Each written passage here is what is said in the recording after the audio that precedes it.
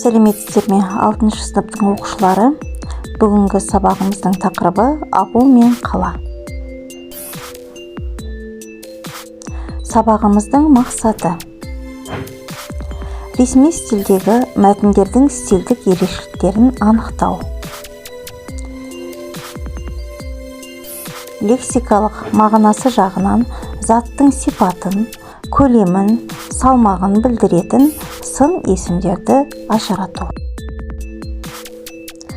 Бүгінгі сабағымызға берілетін бірінші тапсырма: сөйлемдерді тиісті қосымшалармен толықтырып жаз, сын есімдердің астын сыз.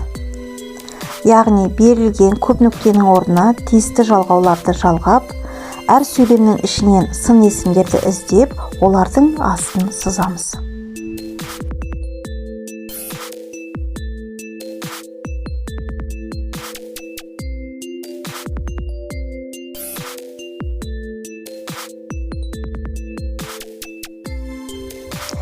Екінші тапсырма: ауыл мен қалаға қатысты сөздер мен сөз тіркестерін дөңгелектің ішіне орналастырамыз.